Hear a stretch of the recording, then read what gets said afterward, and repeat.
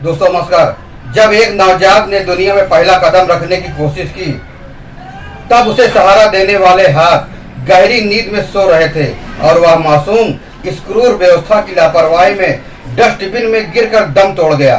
जी हाँ, यह कोई फिल्मी कहानी नहीं, हकीकत है। उत्तर प्रदेश के एक मेडिकल कॉलेज के महिला अस्पताल में बुधवार रात एक मां तड़पती रही, चीखती रही, लेकिन स्टाफ नींद में डूबा रहा। और तभी हुआ वो जो शायद किसी बुरे सपने से भी डरावना है। रूरा थाना क्षेत्र के प्रेमाधाम कारी कलवारी निवासी सुनील नायक अपनी पत्नी सरिता को रात 1:30 बजे प्रसव पीड़ा में लेकर पहुंचे अस्पताल। कुछ दवाइयों के बाद पत्नी को भर्ती तो कर लिया गया, लेकिन फिर स्टाफ गहरी नींद में सो गया।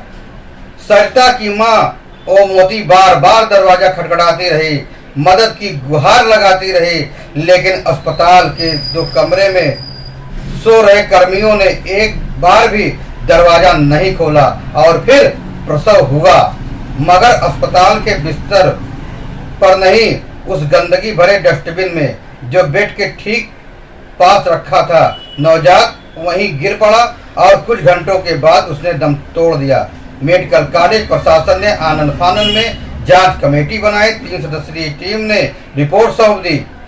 दोषी पाए गए डॉक्टर और स्टाफ नर्स पर निलंबन और बर्खास्तगी की संस्तुति की गई है। लेकिन सवाल यही है, क्या सिर्फ निलंबन से मिल जाएगा इंसाफ?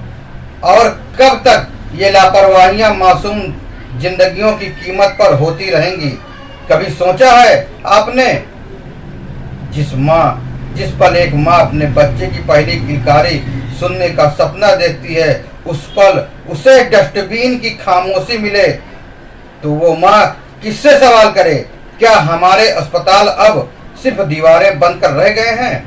क्या स्टाफ की ड्यूटी अब सिर्फ हाजिरी तक सीमित रह गई है? और क्या एक मासूम की मौत की कीमत सिर्फ निलंबन और जांच रिपोर्ट होती है?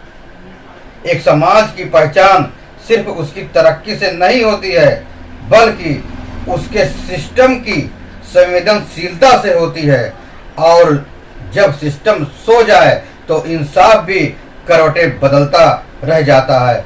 हमारी मांग सिर्फ कार्रवाई नहीं, बल्कि जवाबदेही है। हम सिर्फ जांच नहीं, जागरूकता और जिम्मेदारी चाहते हैं, ताकि अगली बार कोई भी ओमोती दरवाजा खटखटाए तो कोई दरवाजा खोले जरूर, ताकि अगली बार कोई सरिता दर्द से चीखे तो कोई स्टाफ जवाब दे, ताकि अगली बार कोई नवजात जन्म ले तो डस्टबिन में नहीं, माँ की गोद में उसका पहला ठिकाना बने। हम सिर्फ खबर नहीं दिखाते हैं, हम उस आवाज को उठाते हैं जो दबा दी जाती है, क्योंकि अगर हम अब भी नहीं जागे तो अगली बार डस्टबिन में सिर्फ एक बच्चा नहीं, हमारी इंसानियत दम तोड़ रही होगी। मैं chief editor Krishna Kumar Kasaudhan, KK7 news से फिर मिलेंगे बड़ी खबर के साथ। तब तक के लिए जय हिंद, वंदे मातरम।